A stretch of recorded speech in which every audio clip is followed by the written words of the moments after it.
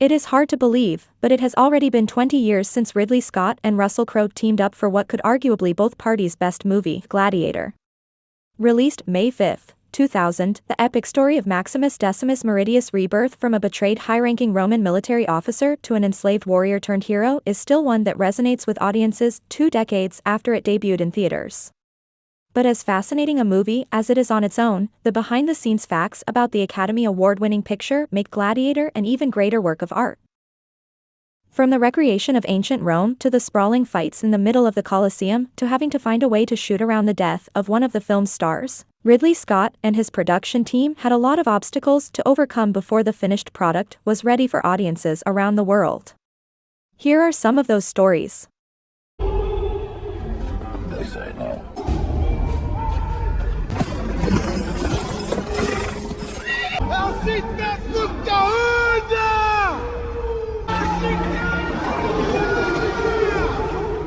Number 1. A Real-Life Gladiator. Russell Crowe has a reputation as a great actor as well as a bit of a tough guy, and if his experience on the set of Gladiator is any indication, then his reputation for being tough is well earned.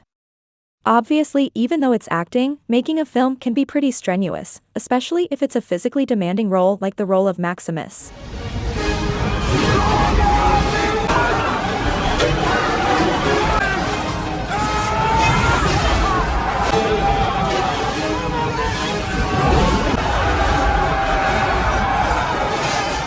So throughout the filming of Gladiator, Russell Crowe suffered a litany of injuries, including an Achilles tendon injury, dislocated bicep tendons, a cracked hip bone, and a broken foot bone.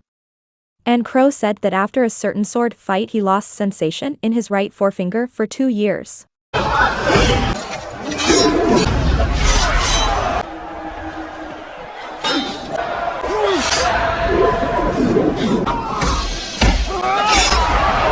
Number 2. War wounds. After the epic opening battle scene in Gladiator comes to its conclusion, Maximus is sporting some pretty obvious wounds on his face.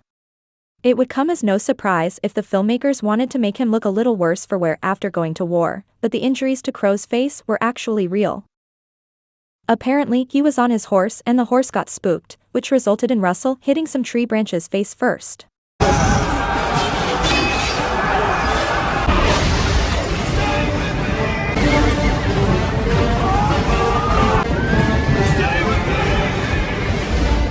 So the cuts on his face were legit, and the stitches he needed to close up the wounds are actually visible in a few of the scenes. You're lying. Wish me well before I leave the hub. Commodus expects that my father will announce his succession within days. But always tell when you were lying because you were never any good at it. Number 3. A mix of extras. Gladiator is quite a spectacle of a film, and clearly when any film is attempting to recreate the absolutely over-the-top grandeur of the Colosseum, it's going to require a lot of effort and a good helping of movie trickery on the side. Face the Emperor, and don't turn your back on him. Together, die with honor.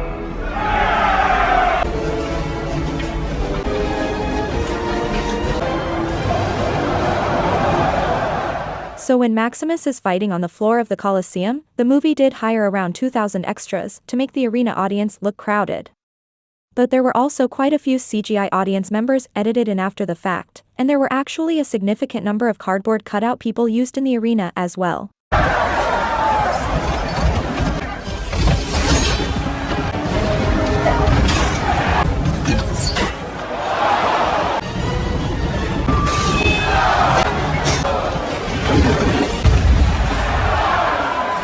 Number 4. History revised. When it comes to historical accuracy, Gladiator is a lot like a typical Hollywood period piece. Parts of it are fictional, and parts of it are grounded in reality. For instance, Maximus is a completely fictional character, but he is pretty clearly inspired by some real historical figures.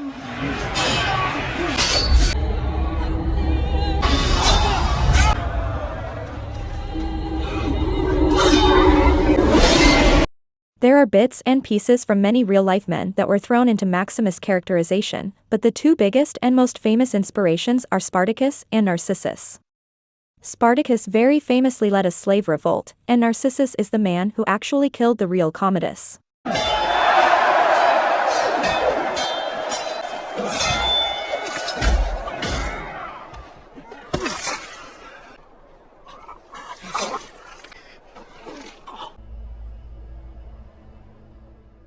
Number 5. $1 Million Replica.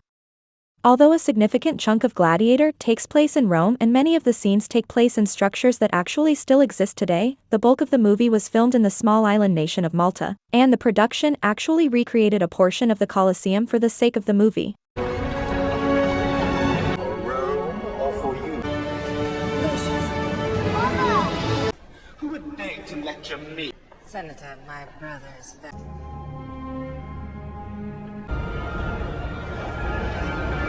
The production replicated about a third of the real Colosseum and then added in the rest digitally. The replica was made up of plywood and plaster. It reportedly took months for the production team to actually construct, and according to some estimates, the structure took $1 million to create. Good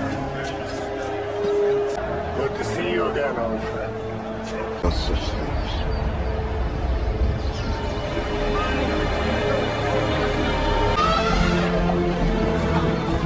Number 6. Casting Maximus. Although General Maximus is a fictional character, he is a composite of several real-life historical Roman figures.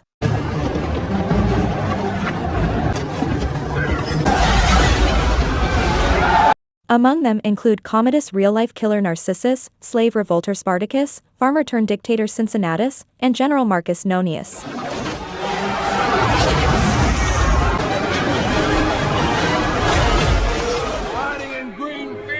Sun on your face. Hold the line.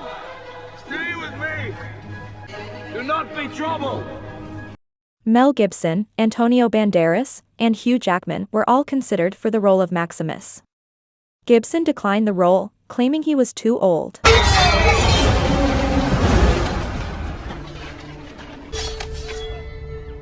With someone left to find, how can I reward the world's greatest general? Ridley Scott wanted a fresh-faced actor for the role anyway and cast Russell Crowe as a result. You, Maximus, I honor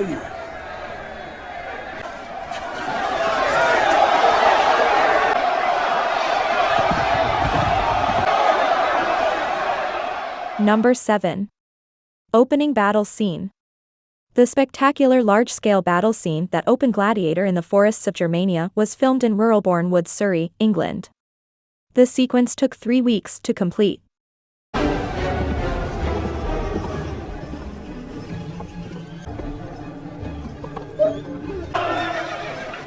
weeks from now. When Ridley Scott learned that the Royal Forestry Commission had sanctioned the area for deforestation, the director convinced the commission to allow him to complete the battle sequence.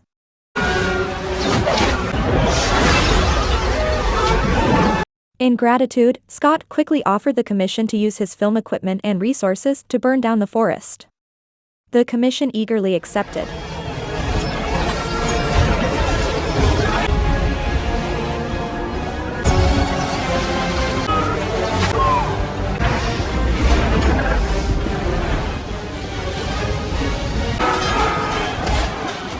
Number 8.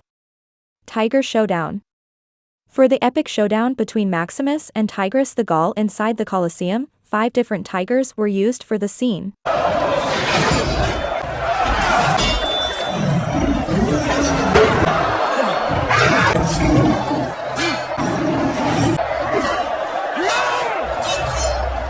In Francione's original script, Maximus was to face off with a rhinoceros, which proved far too difficult to achieve both practically and digitally.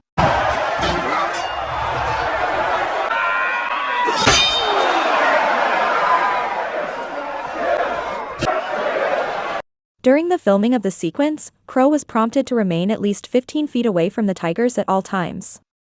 Just in case, a trained veterinarian equipped with tranquilizer darts remained off-screen.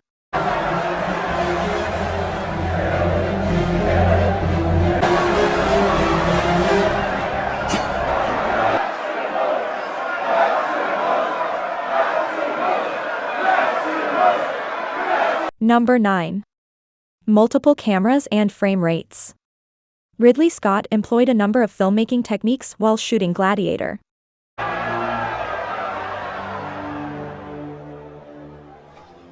In addition to using multiple cameras to capture as much simultaneous footage as possible, Scott and cinematographer John Matheson shot the film at various frame rates. Scott and Matheson often shot at different frame rates while using a 45-degree camera shutter, which created an animated stop-motion effect. The technique was also employed by Steven Spielberg for several battle scenes in Saving Private Ryan. The general lives. Find me. Tell him. Number 10. Blurry battle effect. During the battle sequence in which Maximus and his men take on the Germanic armies, the film stock becomes blurry halfway through the skirmish.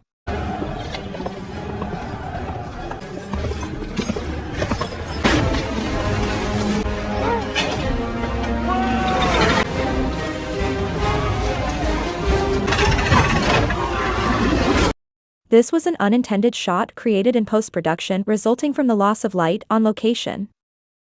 The initial battle sequence as filmed during the early evening, but lost natural light when going over schedule.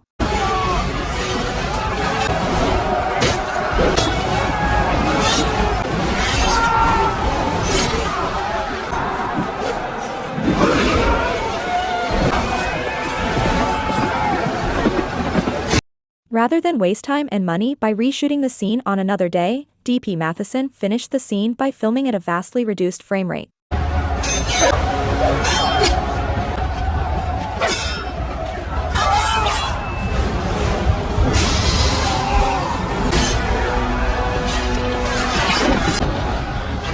Matheson subsequently duplicated all of the lost frames in post-production, creating a slightly blurred effect halfway through the fight.